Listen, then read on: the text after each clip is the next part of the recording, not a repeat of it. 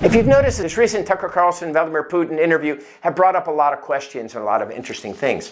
Insights such as Putin saying that he would prefer Biden as president of the United States, which makes you think if he's not using reverse psychology. Probably is, because that doesn't make a lot of sense. Both the Obama administration and the Biden administration put a lot of pressure on Ukraine and Russia, where Trump and the Bushes were not nearly as aggressive against Russia. And whether being aggressive against Russia is a good thing or not, that's not the purpose of this video. But what is the purpose of this video is to share with you some insights into the nonverbal communication of Putin during that interview with Tucker Carlson. Let's talk about eye blocking. Eye blocking is something that we do when there's something that we don't like what we're hearing, or we don't like what we heard, or we don't like what we saw, or what we're perceiving about something. So we'll do an eye block. It's very, very common. And we'll notice he does it on numerous occasions during the conversation or the interview with Tucker Carlson. The first one I'd like to point out, where he does an eye block, is when he says it's easier. In this clip, we'll hear Putin talking about it would be easier, and then it's followed by an eye block, which is a little bit interesting. Now again, remember, he's got an earpiece, he's having the message translated, which delays a little bit the nonverbal communication, and he's thinking about an answer of what he's going to say. So there is a little bit of a lag there between the nonverbal and what's coming out of his mouth. So that's an important thing to keep in mind that I don't know if other experts in communication have pointed out. It is clear to the whole world what happened, and even American analysts talk about it directly. Here we'll notice that when Putin is asked about the potential of a nuclear conflict, he takes this big breath of air, and then he exhales, and then he looks down to the left.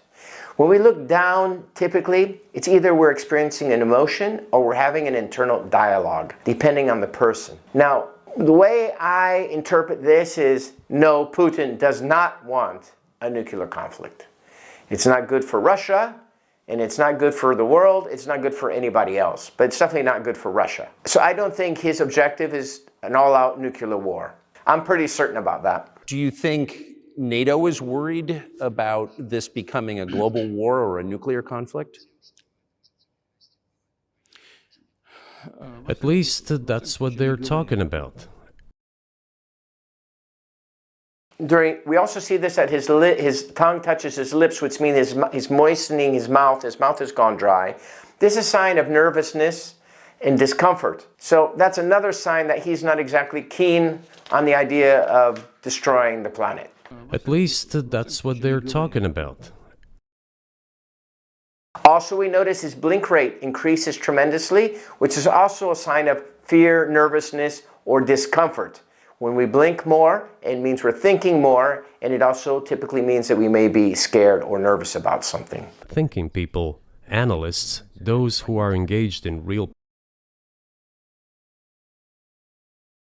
Again, we see Putin's eyes go down to the left, looking down, which could be, again, internal dialogue or an internal emotion when he's asked about attacking Poland. So either he's consulting how he feels about it, or he's talking to himself, having an internal conversation about that. Can you imagine a scenario where you sent Russian troops to Poland?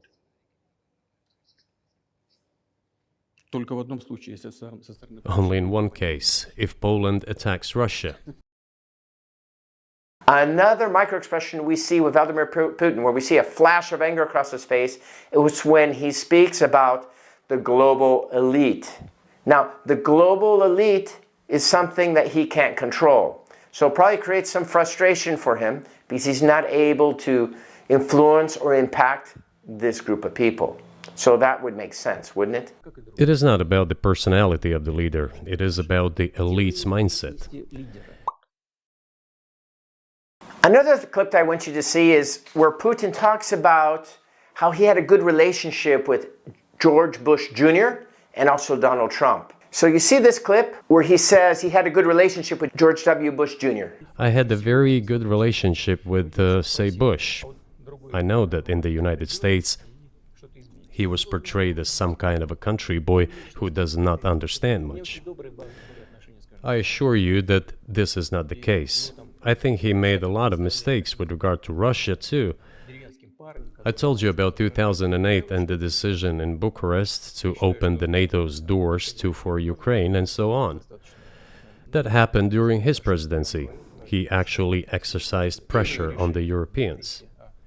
But in general, on a personal human level, I had a very good relationship with him. He was no worse than any other American or Russian or European politician. I assure you, he understood what he was doing as well as others.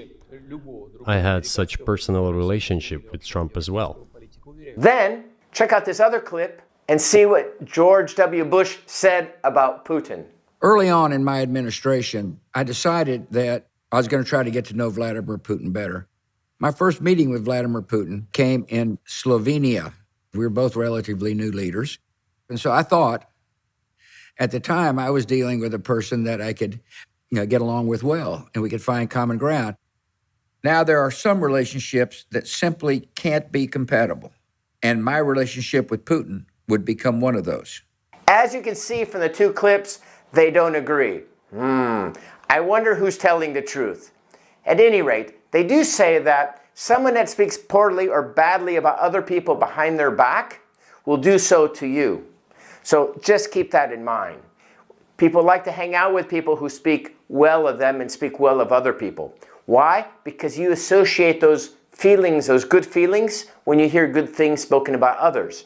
On the contrary, when I hear bad things spoken about other people, you, as well as me, will feel negative emotions towards the speaker.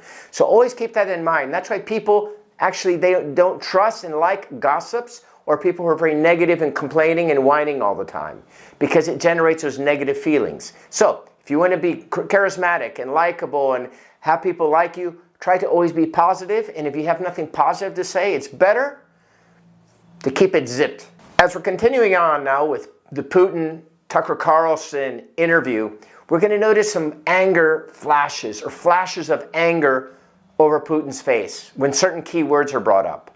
One of those words, interestingly enough, is the word analyst. Every time they bring up the word analyst, you'll see anger flash across his face. Now keep in mind, these are micro expressions, so they flash really, really quick, so you need to really pay attention.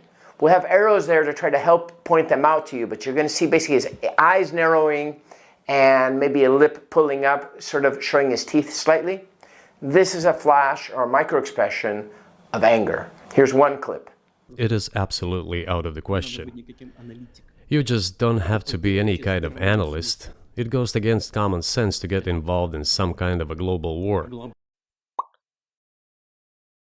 Then when he says the imaginary Russian threat, we see it again. And they're trying to intimidate their own population with an imaginary Russian threat. This is an obvious fact. And we see it in this clip when they ask him about if he has territorial ambitions towards Poland, I believe. And he says, absolutely, absolutely not. We see a flash of anger, immediately followed by a small smirk.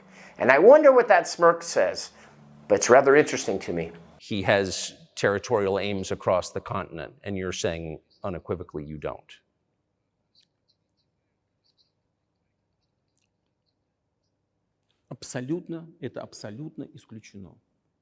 It is absolutely out of the question. You just don't have to be any kind of analyst. It goes against common sense to get involved in some kind of a global war.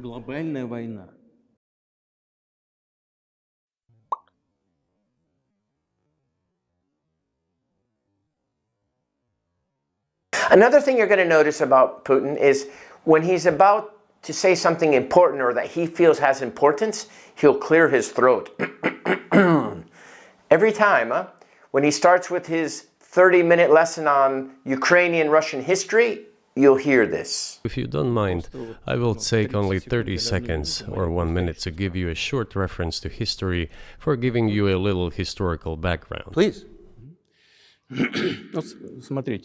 He'll clear his throat during numerous moments where he wants to mark out something significant. Relationship with Ukraine started from? Where did Ukraine come from? The Russian